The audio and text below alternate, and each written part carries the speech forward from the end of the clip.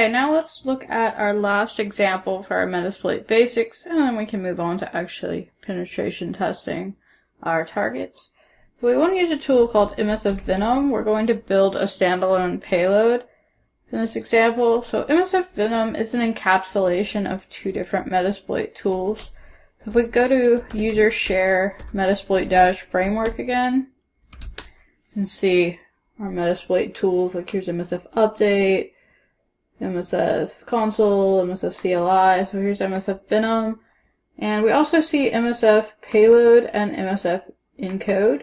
So MSF Payload builds the standalone payload, so we can use the Metasploit payload system to make various kinds of payloads, like we can make executables, we can make raw shellcode to drop into an exploit, which we'll do in exploit development, and then we can run it through MSF Encode. So MSF Encode will, as the name implies, encode the payload. So it will use various encoders. We saw one, Shikata already, and it will encode the payload, get rid of any bad characters, and prepend a decoder so it can decode itself back into its original form once it's in memory and it's being executed. So MSF Venom that we're going to use just encapsulates those two tools into one, so we can just use one tool. If you've used MSF Payload and MSF Encode before, you can continue to use them if that's what you're familiar with, but I'm going to use MSF Venom. Alright, so we can do MSF Venom-H for help.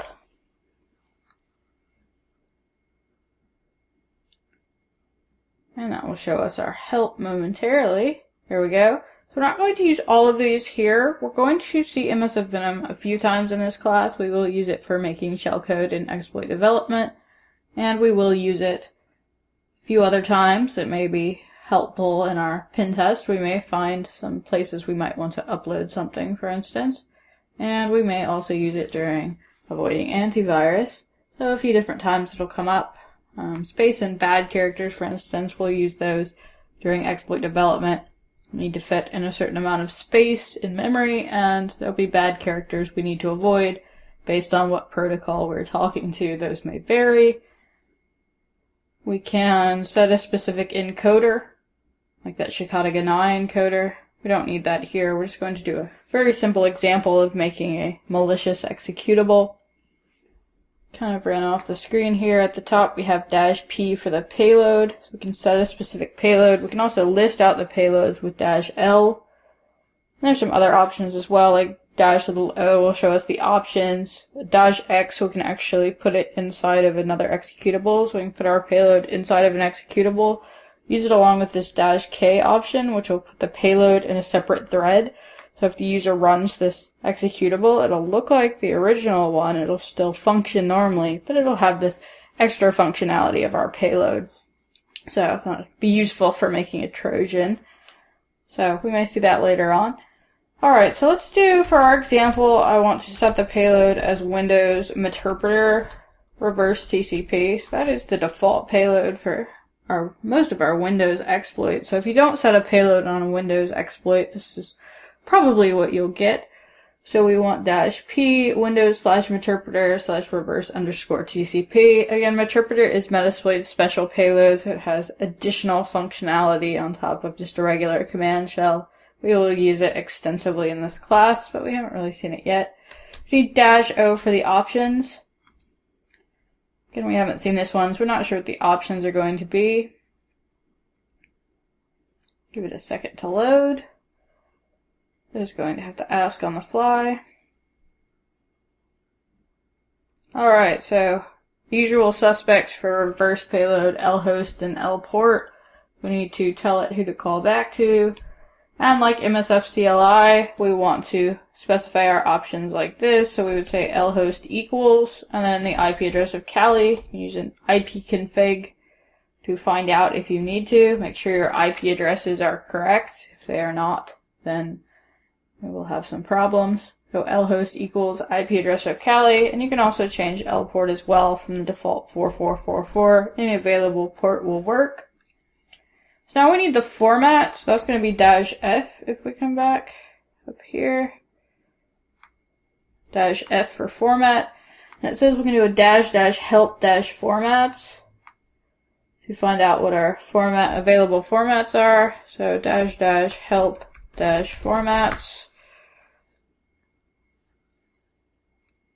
It'll show us all the available formats. So we want to make an executable here. We have some other options as well, like ELF, DLL, ASP, VBA, PowerShell, WAR. And we also can have it put out raw shell code in forms that work with the syntax of various programming languages. When we do exploit development, we'll be working with Python. So we'll use this Python format for our shell code. But for now, we just want exe. So -f for format and exe. We don't need to set any bad characters or specify any space or specify an encoder here. We basically just want to make an executable that when the user runs it, just runs this Windows Meterpreter reverse TCP payload. So there won't be any graphical user interface. It'll just send a shell back to us with the reverse connection, and it will be Meterpreter. Alright, so let's put it into a file. I'll just call it meterpreter.exe. We do need to put it in a file. If we don't, it'll just write it to the screen, which is useful for shellcode, but not very useful for executables. So it will generate this payload and put it in meterpreter.exe. It will take just a minute to finish.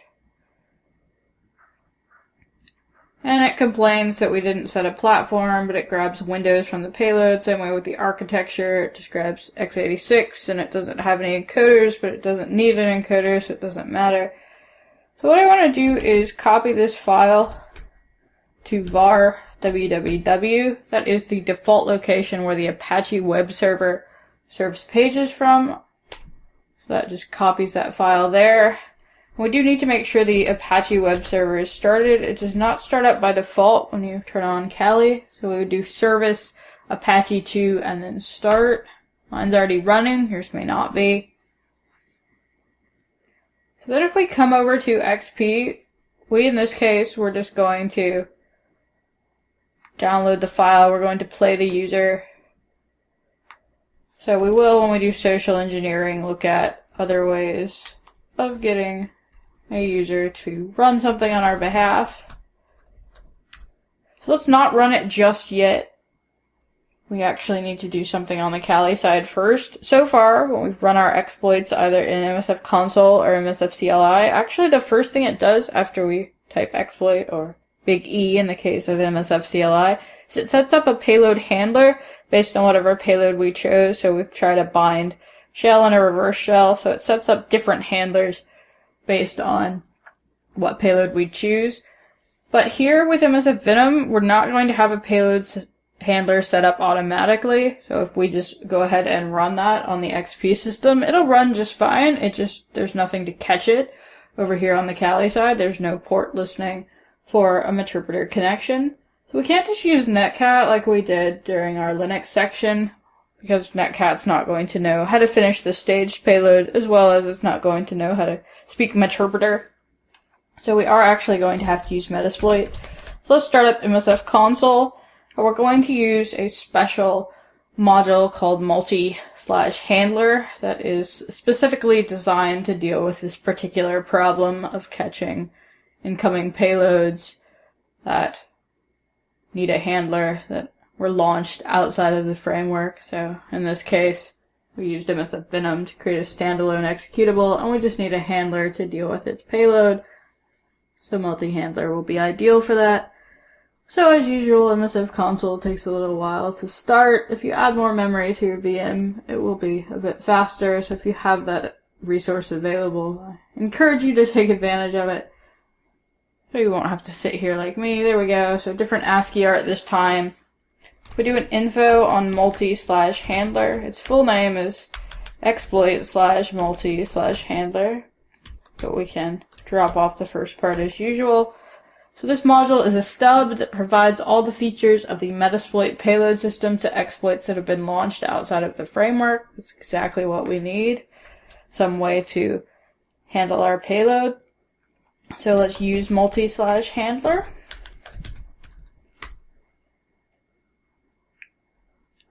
Now we're in the context of that handler. So if we show our options, basically it says nothing. So what we need to do is actually tell it what payload we want to handle. The handler will be different based on what payload we want. So in our case, we want Windows interpreter reverse underscore TCP. So we want it to come out exactly the same as what we set in MSF Venom. So now if we do show options, we see our options for interpreter reverse TCP. So again, we need to set our options, and again in MSF console we say set option to set, and then what we want to set it to. So no option equals like we do in MSF CLI or MSF Venom. We need to set the IP address of Kali here, and you can run ifconfig right inside of MSF console. We don't have to exit out. We can exec commands right inside of MSF console. We can set lhost IP address of Kali, and we did set lport to 1234. That's always the one I use for some reason for my examples. We do need to set it to the same port here, otherwise our handler will be listening on the wrong port. Windows XP will call back to port 44, or it'll call back to 1234, and we would be listening by default on 4444, so we wouldn't actually catch the incoming interpreter session. We do need to set it the same way, and then we can say exploit. So we don't automatically get a session here like we did with our exploits, where this time we're not dependent on any exploit at all. It's just a payload. So we're instead expecting the user to run it for us, so we don't need any particular vulnerability. When we get into client sides and social engineering, we'll see a lot more of this, that in some cases, even if a system is fully patched, we can just ask the user, hey, can you exploit yourself for me? And unfortunately, more often than not, that'll actually work without too much trouble. So we'll see more of that a bit later on. We'll just kind of play the user in this case, and just come over here and click run. It's not signed. We could, of course, sign it. But let's be realistic. When has this ever stopped anybody from running anything? We go ahead and click run. And again, there's no GUI over here. It doesn't actually do anything. Besides run the payload, we could use that -x and -k option in MSF Venom, which we will do later on to make a Trojan, so it does actually do something on the Windows side. We did get a interpreter session here. If we come back to MSF console on Kali, so we can say help, get our basic commands. We are systems. If I do get UID, actually we're not a system. I lied. With our MS 08067, we were a system because we exploited the SMB server. Who are we instead? We are the user Georgia. I'm currently logged in as the user Georgia over here, so that makes sense. Georgia started this process, so it's not system at all. We are in fact a user. We are an administrative user, so we may have ways we could perhaps easily become system. See, like our hash dump option, so we could try that. Maybe get some password hashes. That was easy. And we have things like we can do key logging, or take a picture, a screenshot. We can drop into a shell. I encourage you to spend some time with Meterpreter. We will use various Meterpreter commands. We just basically have the basics here. There are some other Meterpreter commands we can use. We can load additional extensions for our Meterpreter. We can run post modules on it. We can run Meterpreter scripts. We'll do all of that when we get into post exploitation. But again, I encourage you to spend some time in Meterpreter now if you want to, before you go on to the next videos. It's pretty cool just to play with, and I encourage you to deviate from what I do. I'm just going to show a few examples of various things as we go through the course, so there'll be lots more you can do on your own, and I encourage you to do so to get the most out of this class. So that's all we're going to do for our basics of using Metasploit, and we will come back to Metasploit over and over throughout the class, so I just wanted to get the basics down, and you can come back to these videos so we don't have to keep going over the basics every time, because we will use it pretty much in every module in the entire class. So now let's actually get started pen testing.